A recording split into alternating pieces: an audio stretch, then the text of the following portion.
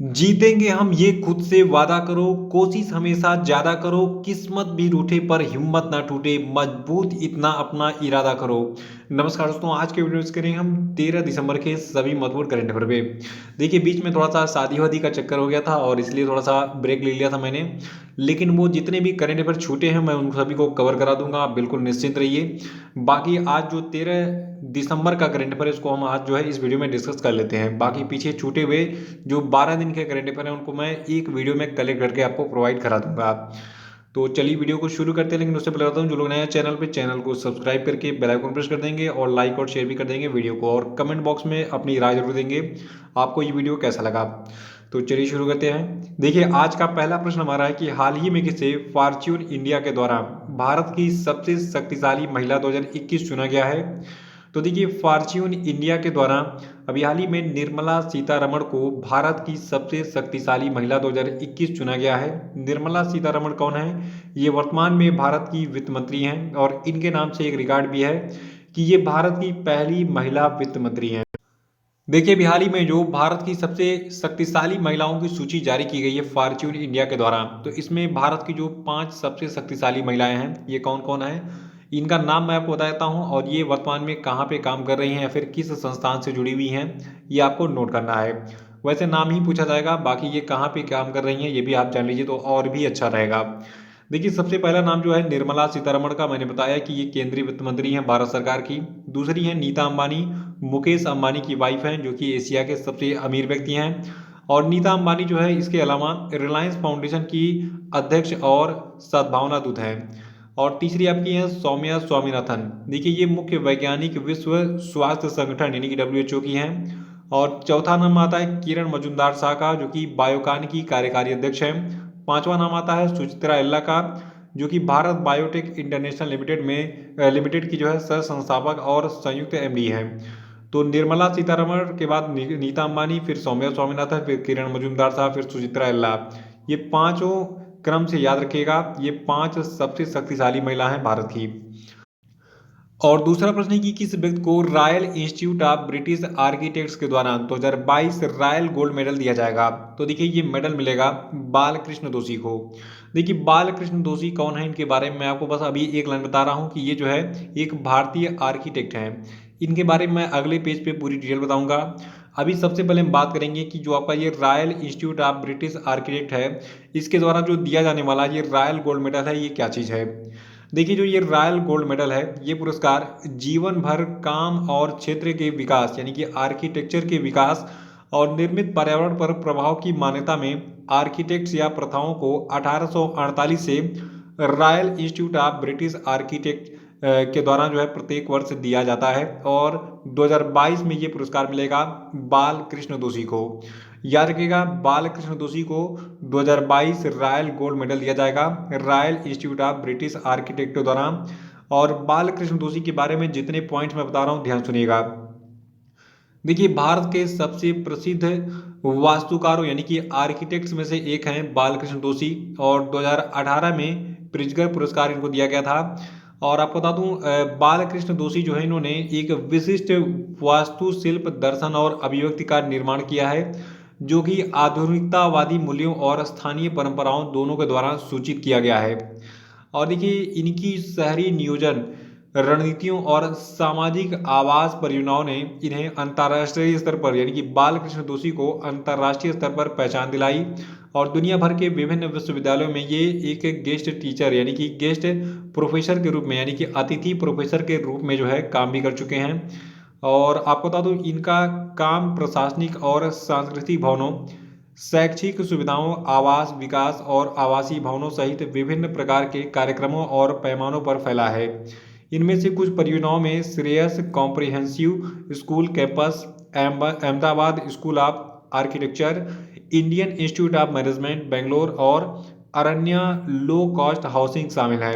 तो ये एक डिटेल्स था शॉर्ट में, जो कि इंपॉर्टेंट है एग्जाम के लिए बालकृष्ण दोषी के बारे में। सबसे इंपॉर्टेंट यहाँ पे जो मैंने बताया कि 2018 में प्रिज्गर पुरस्कार दिया गया था बालकृष्ण दोषी को। और तीसरा प्रश्न है कि हाल ही में उत्तर प्रदेश के किस जिले से लगभग 10 किलोमीटर दूर स्थित मध्य गंगा बैराज से लगे हैदरपुर वेटलैंड को 1971 के रामसर कन्वेंशन ऑन वेटलैंड के तहत मान्यता दी गई है। तो देखिए आपको बता दूं, उत्तर प्रदेश में जो आपका बिजनौर जिला है, ठीक है, तो बिजनौर जिले से देखिए यहाँ पे एक आउटलाइन आपको दिख रही है। तो बिजनौर जिले से जो है आपका 10 किलोमीटर दूर मध्य गंगा बैराज है, वहाँ पर जो है लगा एक हैदरपुर वेटलैंड है, ठीक है।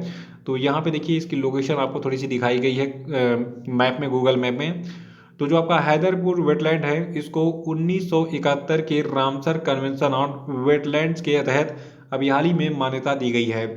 देखिए अब एक नया आंकड़ा मैं आपको दे रहा हूँ, जो आपके जितने भी वेटलैंड्स हैं भारत में उनके बारे में। देखिए भारत की बात बाद में करेंगे, पहले हम उत्तर प्रदेश की बात करते हैं, जहाँ पे एक नया रामसर साइट जो है बनाया गया है। देखिए अब उत्तर प्रदेश में कुल 9 रामसर आर्द्र भूमि का घर है, यानी कि यूपी में अब कितने रामसर साइट्स हो गए हैं, टोटल 9 हो गए हैं। और नमामि गंगे के तहत आर्द्र भूमि यानी कि वेटलैंड की भी पहचान की गई है, जो कि गंगा के साथ एक मॉडल आर्द्र भूमि यानी कि वेटलैंड के रूप में एक केंद्रीय प्रमुख है। देखिए वेटलैंड ये बहुत ही चर्चित चीज़ है, जो कि एग्जाम में पूछा जाता है, ठीक है। तो अब जो है जो नया आंकड़ा मैं दे रहा हूँ, इसको नोट कर लीजिएगा कि भारत में अब कुल कितने वेटलैंड हैं और यूपी में कितने हैं। तो यूपी में कुल 9 रामसर आर्द्र भूमि हो गए हैं, यानी कि 9 रामसर वेटलैंड्स हो गए हैं यूपी में। और इसके साथ ही अब भारत में वेटलैंड की संख्या बढ़कर 47 हो गई है, ठीक है। तो अब देश में कुल 47 निर्दिष्ट क्षेत्र हैं रामसर वाले। अगला प्रश्न है कि हाल ही में भारतीय एयरटेल और इन्वेस्ट इंडिया और national investment promotion and facilitation agency ने संयुक्त रूप से किस समाधान को विकसित करने के लिए अभी हाल ही में Airtel India startup innovation challenge को लॉन्च किया। तो देखिए जो आपका ये Airtel India startup innovation challenge है, ये लॉन्च किया गया है 5G को लॉन्च करने के लिए। याद रखिएगा, भारतीय एयरटेल और इन्वेस्ट इंडिया ने national investment promotion and facilitation agency के साथ मिलकर संयुक्त रूप से जो है 5G को विकसित करने के लिए Airtel India startup innovation challenge launch किया इसी दिसंबर महीने में। देखिए जो स्टार्टअप इनोवेशन चैलेंज है, इसके तहत शुरुआती चरण की प्रौद्योगिकी कंपनियों को 5G, cloud computing, internet of things और डिजिटल मनोरंजन जैसे क्षेत्रों में विभेदित समाधान प्रदर्शित करने के लिए आमंत्रित किया जा रहा है। देखिए जो आपका ये Airtel India startup innovation challenge है, तो इसके विजेता को 3.5 लाख रुपए, फर्स्ट रनर को 2.5 लाख रुपए और दूसरे स्टार्टअप को 1 लाख रुपए दिए जाएंगे। और शीर्ष 10 स्टार्टअप जो चुने जाएंगे, तो शीर्ष 10 स्टार्टअप भी 3 महीने के लिए एयरटेल की डिजिटल इनोवेशन लैब का लाभ उठा सकेंगे। अगला प्रश्न हमारा है कि हाल ही में किस राज्य में दूध मूल्य प्रोत्साहन योजना शुरू की गई। देखिए राज्यों की जितनी योजनाएं मैं आपको बताता हूं, उनको आप स्पेशली जो है एक पेज बनाइए और उस पर लिखिए तमिलनाडु, गुजरात, असम, मतलब हर राज्य का नाम लिखिए।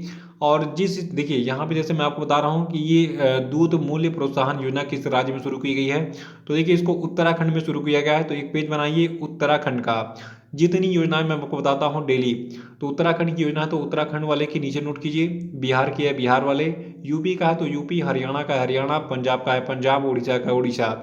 ऐसे आपको याद रहेगा कि उड़ीसा सरकार ने पूरे साल में कौन कौन सी योजनाएं लॉन्च की, बिहार की सरकार ने कौन कौन सी योजनाएं लॉन्च की, और मतलब जिस भी राज्य की योजनाएं हैं तो उस राज्य ने कौन कौन सी योजनाएं किस वर्ष लॉन्च की, डेट वाइज जैसे मैं आपको बताता हूँ वैसे नोट करते रहिएगा। तो दिसंबर महीना जो चल रहा है, इसमें उत्तराखंड की सरकार ने राज्य में दूध मूल्य प्रोत्साहन योजना शुरू की है। और इस योजना की विशेष बात क्या है, देखिए इस योजना का उद्देश्य उत्तराखंड के लगभग 53,000 लोगों को लाभान्वित करने के लिए प्रोत्साहन प्रदान करना है।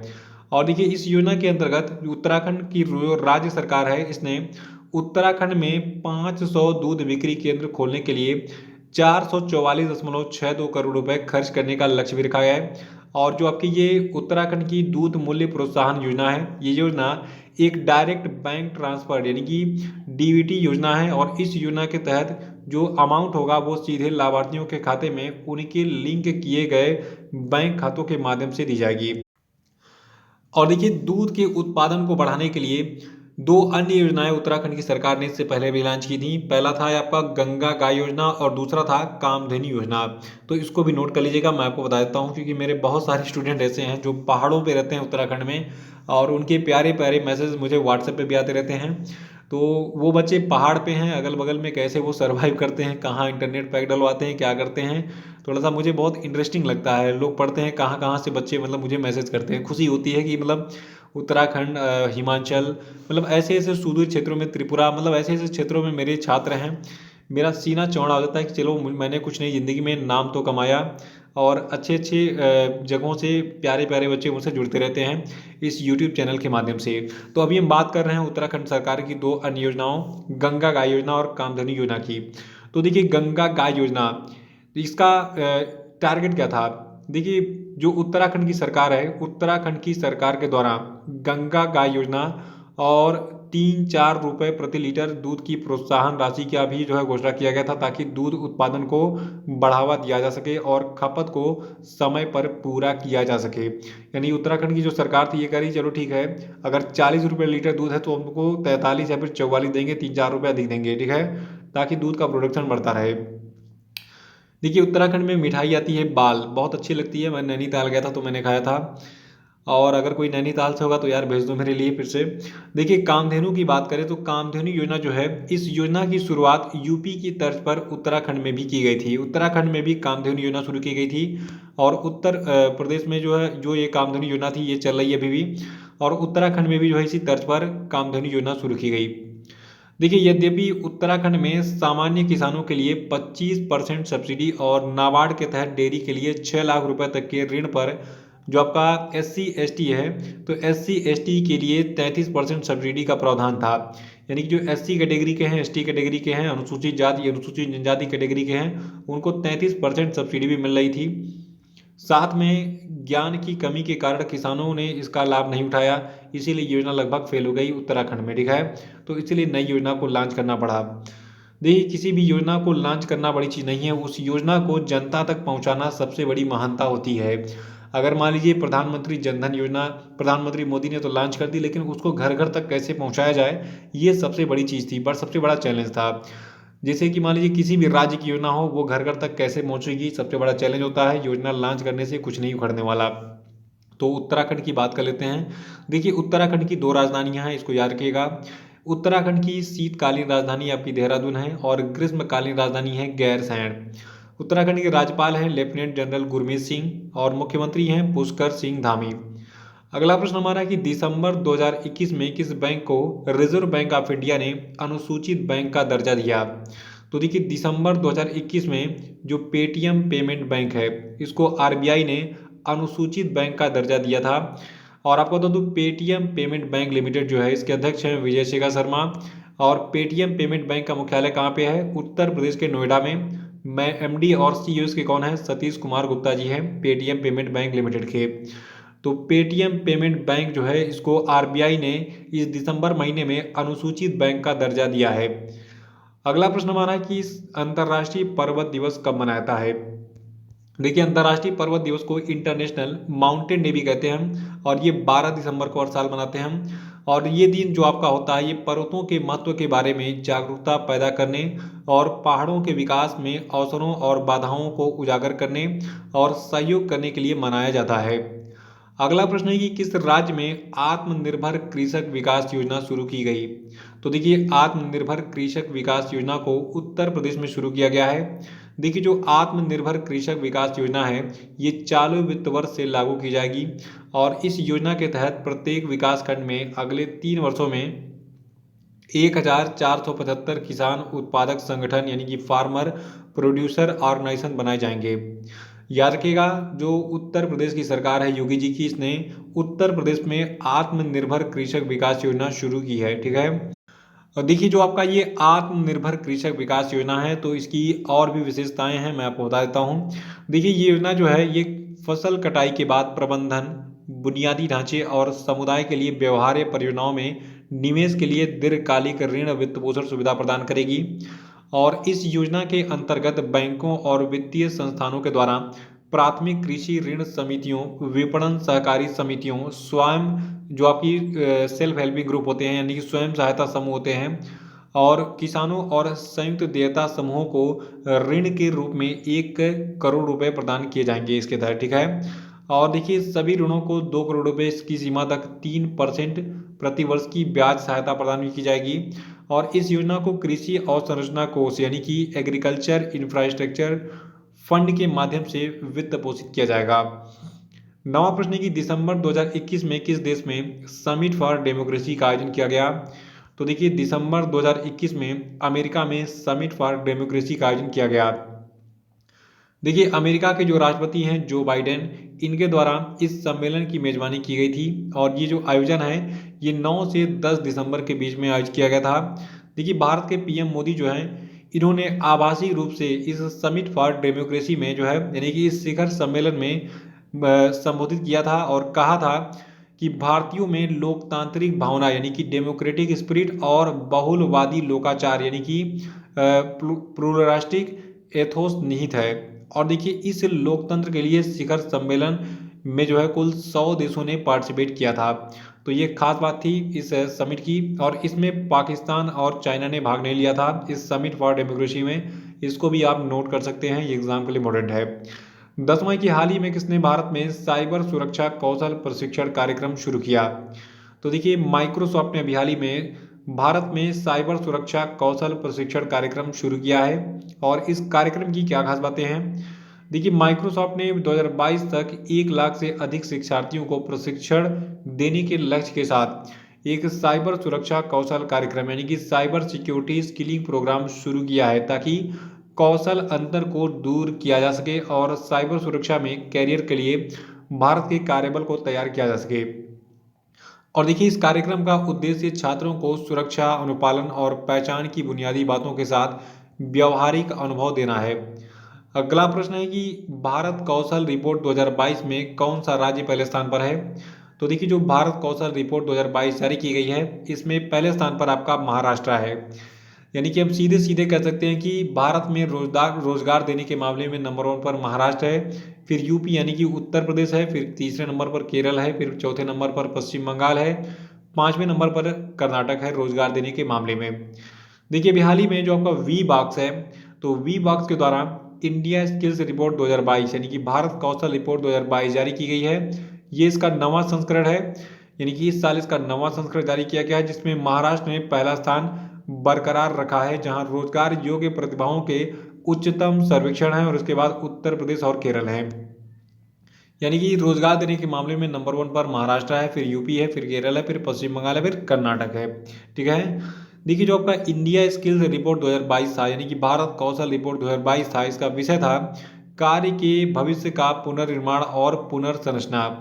देखिए जो इंडिया स्किल्स रिपोर्ट है ये बढ़ते भारत में प्रतिभा की मांग और आपूर्ति से मेल खाने के लिए काम, शिक्षा और कौशल के भविष्य के बारे में एक पूर्ण रिपोर्ट है। और देखिए इस रिपोर्ट के अनुसार महाराष्ट्र, कर्नाटक और तमिलनाडु ऐसे 3 राज्य हैं जहां नौकरी की मांग सबसे अधिक है। और देखिए पुणे सबसे अधिक रोजगार योग्य संसाधनों वाला शहर है यानी कि जो महाराष्ट्र का पुणे शहर है ये सबसे अधिक रोजगार योग्य समाधानों वाला शहर है जिसमें 78% परीक्षार्थियों ने 60% से अधिक अंक प्राप्त किए हैं। अगला प्रश्न हमारा है कि हाल ही में आयोजित एशियन यूथ पैरा गेम्स 2021 में भारत ने कुल कितने मेडल जीते? तो देखिए जो एशियन यूथ पैरा गेम्स 2021 था इसमें भारत ने कुल 41 मेडल जीते हैं। देखिए भारत ने चौथे एशियाई युवा पैरालंपिक खेलों यानी कि एशियन यूथ पैरा गेम्स में 41 पदक जीते थे और इन 41 पदकों में से जो है 12 स्वर्ण पदक थे, 15 रजत थे और 14 कांस्य थे। तो तीनों को प्लस करेंगे तो 41 आपको मिल जाएगा। ठीक है। तो याद रखिएगा एशियन यूथ पैरा गेम्स 2021 में भारत ने 41 मेडल जीते जिसमें 12 स्वर्ण, 15 रजत और 14 कांस्य पदक शामिल हैं। देखिए जो ये आपका एशियन यूथ पैरा गेम्स 2021 है ये इस बार कहाँ पे आयोजित किया गया? देखिए ये इसका चौथा संस्करण था और ये जो है आपका जो आपका बहरीन है। ठीक है। तो बहरीन के रीफा शहर में आयोजित किया गया था और ये जो आयोजन है ये बहरीन की राष्ट्रीय पैरालंपिक समिति यानी कि नेशनल पैरालंपिक कमेटी के द्वारा स्थानीय सरकार के सहयोग से किया गया था। कहाँ पर? बहरीन के रीफा शहर में 2 से 6 दिसंबर तक ये आयोजन चला था और इसमें लगभग 30 देशों के 700 से अधिक एथलीटों ने पार्टिसिपेट किया था। देखिए जो आपका एशियाई युवा पैरा खेल है ये अभी तो यानी कि 2021 में आपका कहाँ पे आयोजित किया गया है? बहरीन के रीफा शहर में, लेकिन 2025 में जो इसका 5वां संस्करण होगा इस बार इसका चौथा था और जो 5वां संस्करण 2025 में आयोजित होना है, इसकी मेजबानी उज्बेकिस्तान के ताशकंद में की जाएगी। तो चौथा संस्करण याद रखिएगा बहरीन के रीफा शहर में की गई। 5वां संस्करण जो है ये आपका 2025 में किया जाएगा, कहाँ पे? उज्बेकिस्तान के ताशकंद में। तो ये थे आपके आज के सभी महत्वपूर्ण करंट अफेयर और अब हम बात करेंगे आज के सभी क्वेश्चन अपडेट पे। तो सभी लोग कमेंट बॉक्स में आंसर देंगे। देखिए आज के क्वेश्चन अपडेट का पहला प्रश्न आपके लिए कि संयुक्त राष्ट्र की स्थिति को फिलिस्तीनी लोगों के साथ अंतर्राष्ट्रीय एकजुटता दिवस मनाता है, बताइए। दूसरा है कि नवंबर 2021 में किस राज्य में चेरी ब्लॉसम फेस्टिवल 2021 मनाया गया, बताइए। और तीसरा कि राष्ट्रीय कैडेट कोर ने किस तिथि को अपना 73वां स्थापना दिवस मनाया, बताइए। चौथा कि भारतीय रेलवे किस राज्य में दुनिया का सबसे ऊंचा घाट रेलवे पुल यानी कि जो आपका पायर रेलवे ब्रिजेस का निर्माण कर रहा है, बताइए। अगला कि हाल ही में किसे हीरो मोटर कार कंपनी में के बोर्ड में एक स्वतंत्र गैर कार्यकारी निदेशक के रूप में नियुक्त किया गया, बताइए। और अब हम बात करेंगे कल के पूछे गए सभी क्वेश्चन पेपर के क्षेत्रों की। देखिए कल नहीं, ये मैंने 30 तारीख को पूछा था, ठीक है। तो 30 तारीख के जितने भी क्वेश्चन पेपर पूछे गए थे उनके उत्तर मैं बता देता हूँ। देखिए प्रश्न था कि हाल ही में किसने बहुआयामी गरीबी सूचकांक जारी किया है, तो इसको नीति आयोग ने जारी किया था। और दूसरा था कि चुनाव आयोग के आंकड़ों के अनुसार 2019 के आम चुनाव में महिलाओं की भागीदारी कितने परसेंट थी, तो ये थी 67% से अधिक। और अगला था कि हाल ही में दिल्ली सरकार ने मुख्यमंत्री तीर्थ यात्रा योजना नामक तीर्थ यात्रा योजना में किन किन स्थानों को जोड़ने की घोषणा की है। तो मुख्यमंत्री तीर्थ यात्रा योजना जो दिल्ली सरकार की है, इसके तहत पाकिस्तान में करतारपुर साहिब को और तमिलनाडु में वेलंकन्नी चर्च को जो है जोड़ा गया है। अगला प्रश्न था कि किस देश के राष्ट्रपति व्लादिमीर पुतिन ने 6 दिसंबर 2021 को नई दिल्ली की आधिकारिक यात्रा पर मतलब भारत आने की घोषणा की थी। तो ये रूस के राष्ट्रपति थे व्लादिमीर पुतिन। पांचवा था कि राष्ट्रीय परिवार और स्वास्थ्य सर्वेक्षण के अनुसार 2019 से 2021 में देश में 1000 पुरुषों पर कितनी महिलाएं हैं, तो इन महिलाओं की संख्या है 1020, ठीक है। और इसी के साथ ये वीडियो समाप्त होता है। जय हिंद जय भारत। आपको वीडियो कैसा लगा कमेंट बॉक्स में बताइए और इस चैनल को जल्दी जल्दी शेयर कीजिए ताकि और भी जो छात्र छूटे हुए हैं वो सभी जो है यहाँ तक पहुँच सकें। तो इसी के साथ जय हिंद जय भारत।